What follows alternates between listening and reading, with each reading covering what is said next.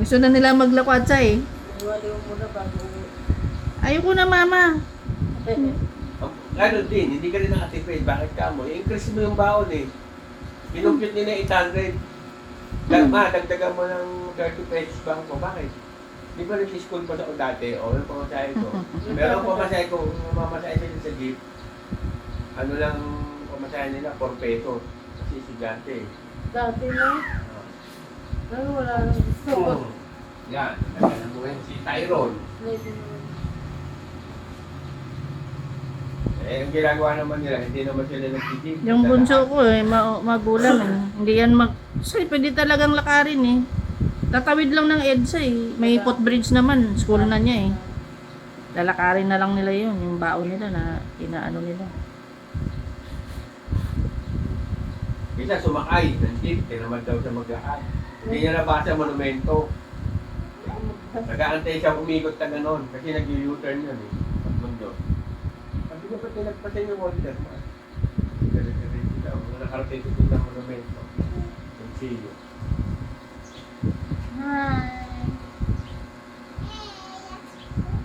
Kalaro mo, Santino.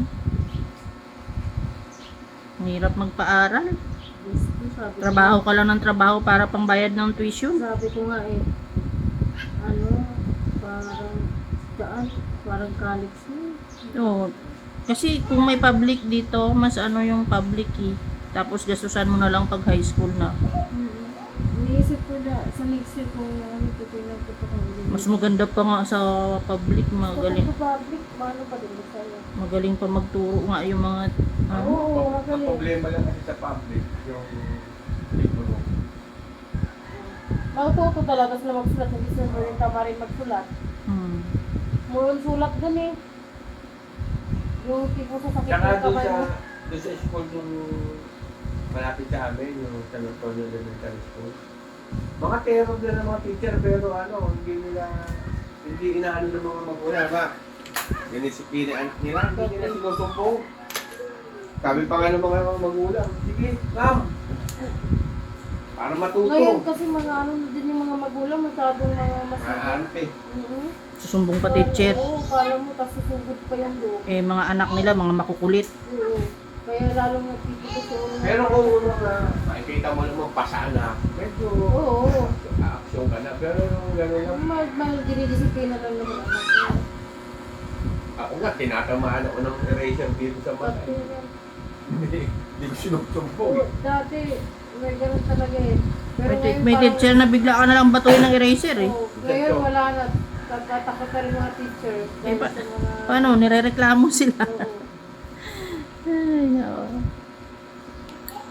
Magulang. Tsaka doon sa school ng elementary, yung public school na yun, bawal lang nakahigaw ang estudyante, nakakwinta. Mas ano pa nga sa public? Bawal lang ang Kaya cellphone. next year, sabi ko, dyan mo sa Pisrosis, mas gusto ko dyan kasi hindi crowded. Dyan sa Pisrosis, crowded. Tapos doon nag-private school sila, bawal din ang cellphone, bawal din ang lahat sa mga bata. Sa amin sa probinsya, okay lang dun pa private eh, kasi whole day yung pasok. Eh dito si Asi, Dito. pag may kwintas, may hikaw, may cellphone, may lipstick, may makeup, ano ba yan? Malaya. Hindi kontrolado ng mga teacher na estudyante dito.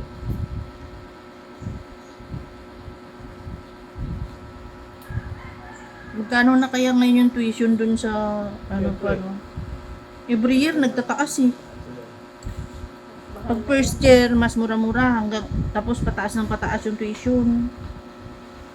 Grabe. Ganun no?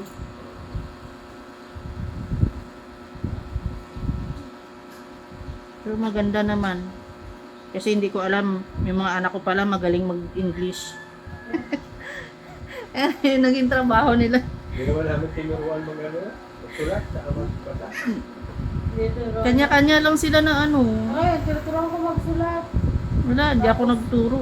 Kanya-kanya silang ano. Kasi busy ako eh. Ang tinutulong ko lang doon, magbalot ng notebook, magbalot ng tinuturuan ko paano mag-plastic cover. Public yun ka sa Pisrosis. Baka next year, dito. Ang bigat, dalawa sila tapos. Pero kasi gusto ko ako yung makapit sundo. Eh, bumili ka na ng tricycle. Ayaw ko kasi magpa Mahal din eh. mga bata pa yung Dalawa yun, 2,000.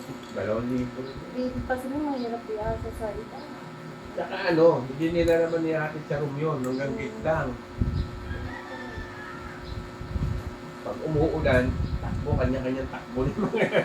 Pero doon sa Maynila, yung mga school bus, legal, sa, Accredited ng school. o may insurance. Dito kasi yung kaibigan ko sa Carissa, grade 4 yung anak niya. Dito kasi sa Carissa, uso doon yung e-bike service. Nag-service yung classmate ng anak na kaibigan. Grade 4. Ayun na, ayun. Nakatulog, nahulog. Eh, Ako, yung delikado. Humurit yung bata, tapos namatay. yoy. Walang insurance. Yun yung Yung paano ka doon? Sabi ko nga, may kaso ba doon yung... Meron, Yung oo, ba't siya nag-school service na wala siyang, illegal yun eh. Kung anong ginawa, sabi ko dapat reklamo yung driver. Kasi doon, dito sa Carissa, may tagulang doon sa Vista Mundo na kalsada ni Villar. Dito? Oo, ngayon, bawal makadaan yung mga tricycle. E-bike na makadaan. Maingay, Motor, ayaw nila gano'n. yun. Oo, ayaw. Bawal daw doon. So, e-bike yun. E-bike. Para makadaan sila doon, nag-e-bike sila. Kaya yung pati mga service doon, e-bike na rin. Kotse, pwede, pero hindi maingay na master. Bawal doon eh. Kami kaya ayaw bawal ang tricycle, kasi ayaw na maingay. Di ba nung nakaraan na yung pinatay doon? Doon lang tinapon yun? Tinapon na yun doon. Hindi yun. Ikaw ba naman, nadaan ka doon ng ganong oras, alam mo wala may ilaw doon? Ano siya eh? Madilim na yun ha? Madilim na. Dumaan nga ako doon ng tutro eh. Ay, Pumunta ako sa ay, pinsan ko kasi dun sa Camilla. takot dumaan doon, mamaya may mga huldaper doon. Wala nga, natakot tuloy ako. sabi naman nung ibang counterman niya, rider daw yung tomboy. Rider tumbo to. Kinuha daw yung motor. Baka huminto yan doon sa may, doon sa may mga doon sa kalsada na yon. Pero ang dilim kasi talaga doon. Dilim talaga doon. Wala kang makitang poster doon. Wala pa eh. Baka taga dyan lang yung dyan sa mga dyan. Wala ka naman talagang kalaban-laban pag pumunta ka dun sa kanila nito. Abangan ka dun sa may gitna. Nagsisigaw ka pa dun. Ninakaw yung motor, hindi. Sabi, kinuha ko yung motor. Tapos parang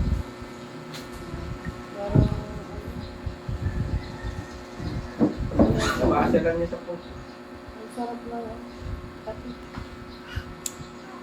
Dumadaan pa naman kami nung, di ba nung nag-run out dito?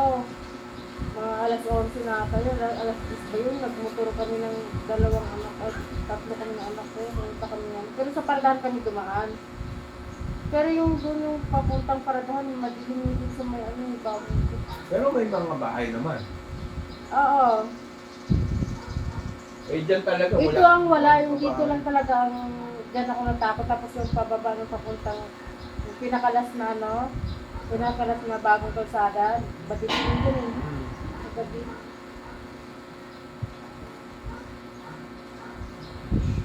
Kung sirahin pamaypay ni Lola mo, nakita ka ni Lola. Kaya takot ako sa dito eh. Dito ka? Lalaro kayo dito? Natalie? Pasok ka dito? Ha? Ayaw mo? Hindi kaya baka may atraso din. Oo, kung tawid na tawid, pwede sakyan ha? Baka nga. Baka tinambangan talaga siya. Sinambangan talaga sinundan talaga siya may atraso. Rider, pwedeng nakitaan ng maraming pera.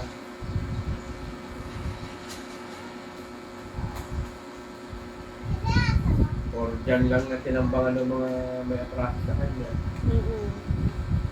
Oh, doon pala umiikot si Hindi natin abangan. Sinundan. Wow, makulit ka. Huwag mo nang galawin yan. Alam ko gagawin mo eh. Oh.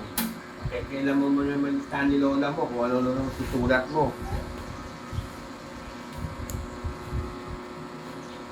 Nasaan yung pamaypay ni Lola mo? Aray ko. Gusto talaga. Galit. Santino? Ano yon? Halika na, inom ka tubig. Inom ka, dali, inom, inom.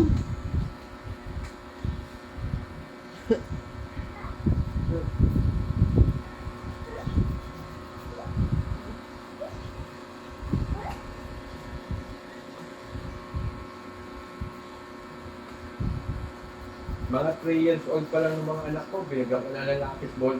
Papel yan. Bahala ka magsulat yan. Sila ngayon, tamad eh. Gusto manood ng manood. Pag nasanay sa gadget. Yung anak ko na papalo ko. Hindi ko lang, dati kasi may cellphone sila, tag-isa. Yung isa, winala niya. Siyempre, bumili ako ulit, nawala ulit ng February. Bakit nawawala? Hindi ko nga alam, bakit nawawala yung ano niya eh. Tapos binila ko sila ng PS. Una PS4, PSP. Huwag mo nang hawakan kasi dirty. Madumi yung Kaya kamay. oras sila. Madumi. Ngayon, pang umaga ka, Tingin lang. hapon ako.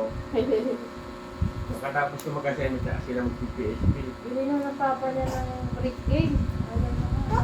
Ay, Oh, inom ka tubig. hmm? Saan na? Nag-cellphone lang sila, high school na. Saan na? Ay. Saan na?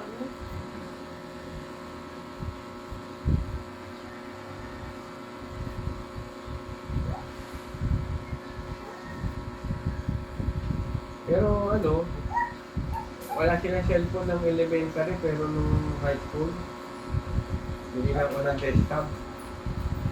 Eh, sabi ko, lulupit naman itong mga bata na to. Alam nila kung saan dakal ka rin.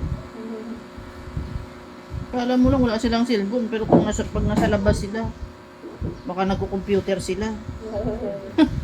Tapos yung kuya ko, work from home eh. Oo. Siguro doon na to computer, nag-search.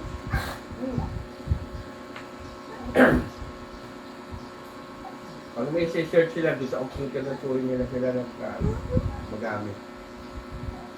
Hmm? Ano nangyari dyan? Bakit nasugat ka? Allergy. Pasuka mo kay lolo yan. Pagamot mo kay lolo din. Bawal siya ng chicken, bawal siya ng egg. Hmm? Ang dami naman ba? Ano na lang kainin mo? Ang daming bawal dyan Eh, sa pag batang nandyan yan. yung Castro family, may dalang palabok, may posisyon. Mga. Balik na naman yung allergy niya. Saka pinapakain nila ng bawal. Hindi muna sila nagtatanong. Bili ng siomai, Pag alis nila, asopaw. disaster si Santino. Magsalang pakain. Pag hindi dumating yung family Castro, wala siyang disaster. Pero pag nandyan, yan na. Yan o. Binakasyon sa mga ito. Ano pinakain ko, ano pinakain niya. Namitaw. Oo. Yun yan. Bakit yan? Bakit? Bakit? Balat eh. Kinukot-kot niya yan. Balat yung...